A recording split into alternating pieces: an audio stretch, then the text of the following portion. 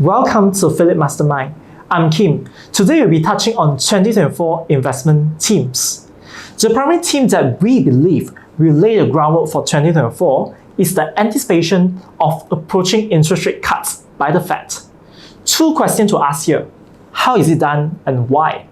While the magnitude or the frequencies of rate cut remain uncertain, Fed would definitely quote that the monetary policy is data dependent, but the prevailing consensus leans towards anticipating a rate cut.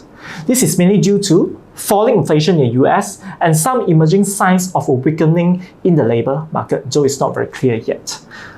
Nevertheless, we see Fed has been taking a proactive approach in striking a balance between inflation and growth. We also think the fall of interest rates expected in 2024 bode well for growth-oriented sectors and those that rely heavily on imports for production inputs. And separately, increased Fed easing expectation should be bearish for the US dollar and therefore positive for Asia and other emerging market equities. Theme number 2, the dual forces US and China are shaping our world.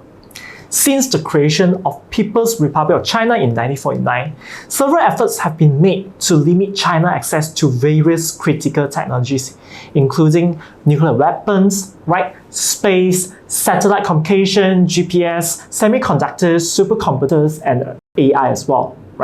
The US has also tried to curb China's market dominance in 5G, commercial drones, or even EVs.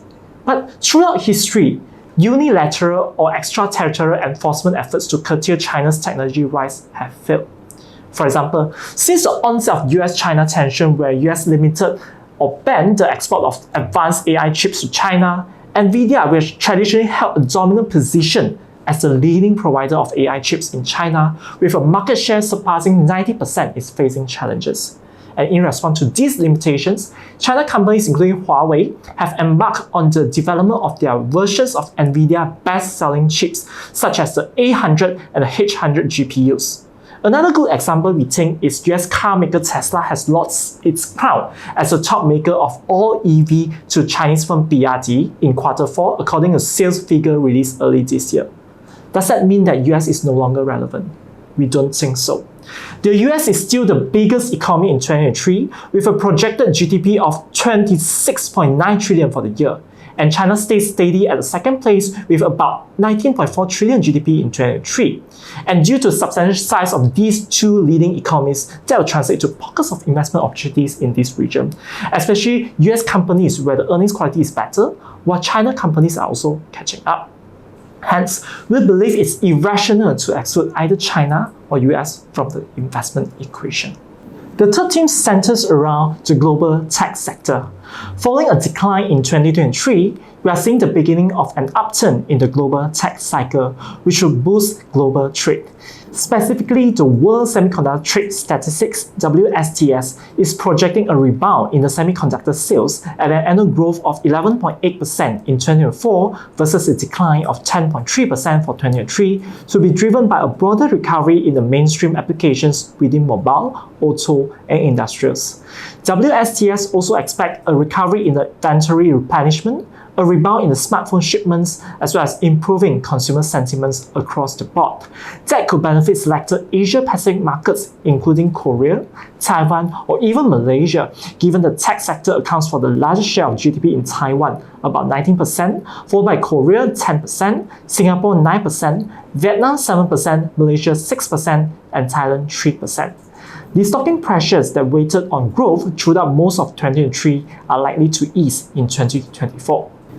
The next theme will be, in 2023, the global economy is facing ongoing challenges marked by geopolitical tensions, persistent inflation, and elevated borrowing costs, disrupting the post-pandemic recovery. So, what unfolds in 2024? 2024 will see some highly consequential contests where countries with more than half the world's population, about 4 billion people, will send their citizens to vote. The electoral timeline begins in January with Taiwan, continues in February with Indonesia, and concludes with the US presidential election in November. According to some consensus, market-friendly outcomes are likely to be seen in India and Indonesia, maybe less so in the UK, and status quo will persist in Russia and Iran as both countries continue their isolation from the West, and some elections that will generate significant headline risks like Taiwan and US. The key question here is, how does it affect the market? One interesting research done by Raymond James Research revealed that historical trend advises shorting in Feb, going long in April, shorting in August, then going long pre-elections for S&P 500 gains. The outcome of whether Trump, Biden or other candidate will win remains uncertain at this point, and certainly it's important to note that past performance doesn't guarantee future result. We'll keep a vigilant watch for any development in this space. The final theme revolves around ESG and EV. In 2022, the renewable energy sector attracted a record high FDI of about $340 billion across 527 projects.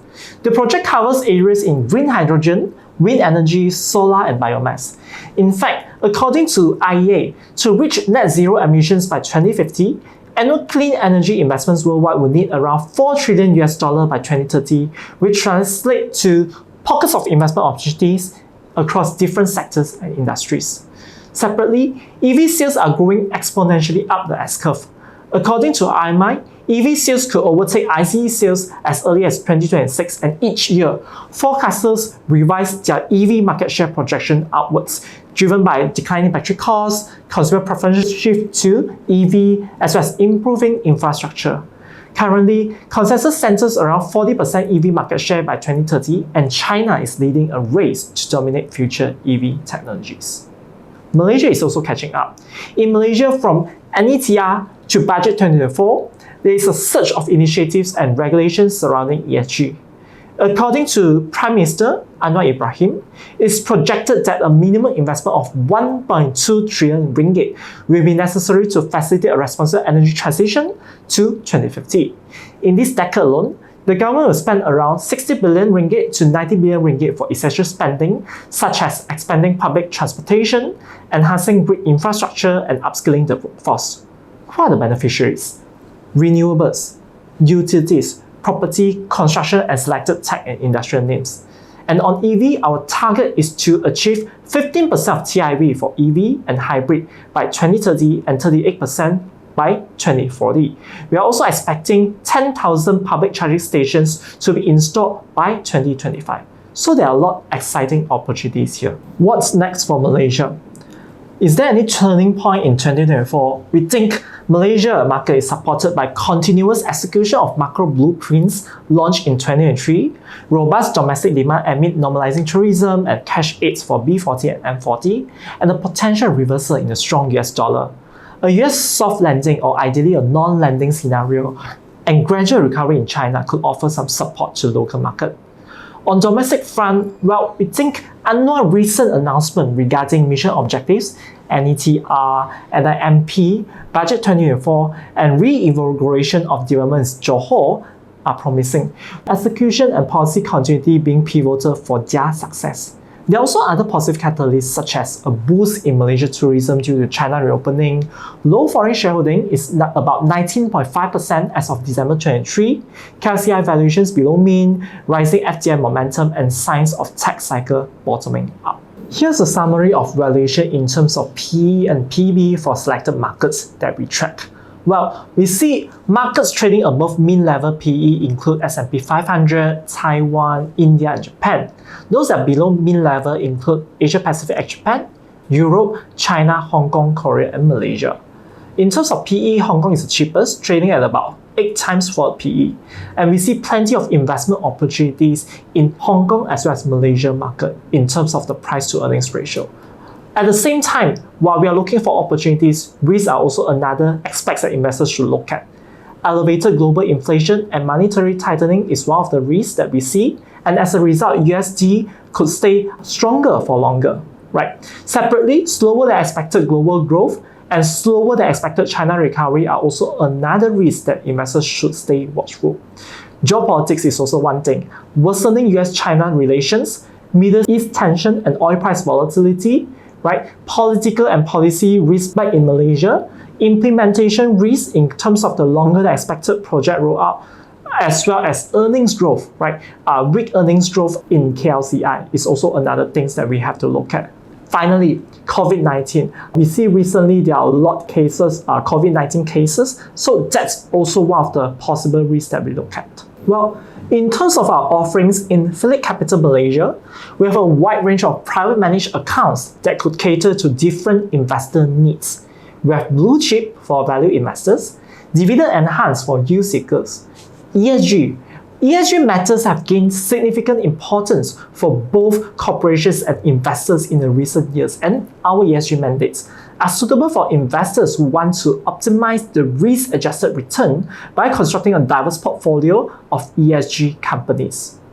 We also have other mandates like ETF, opportunity, UT, and other products to meet your unique investment preference and financial goals.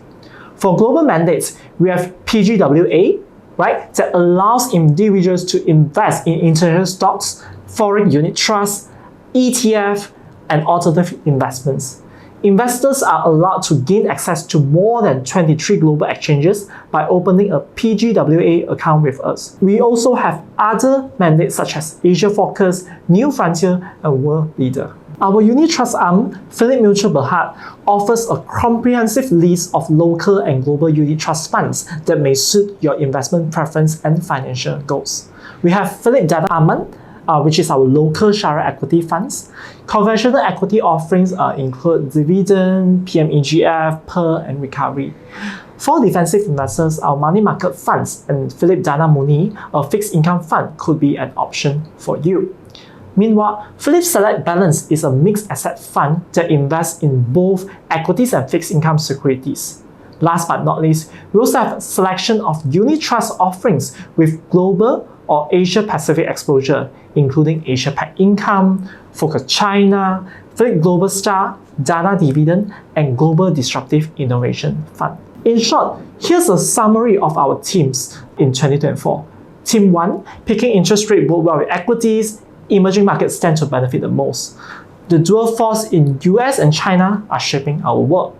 Theme number 3, a resurgence in the global tech cycle is anticipated after a sluggish period in both 2022 and 2023. Theme 4 is all about geopolitics, so geopolitics could also imply opportunities as well. And number 5, net zero drives renewables and EV opportunities. Hope this will offer some insights on how to strategize for the positioning in 2024. That's all for today. Stay tuned for the next Phillip Mastermind. This update is brought to you by Phillip Capital, your partner in finance.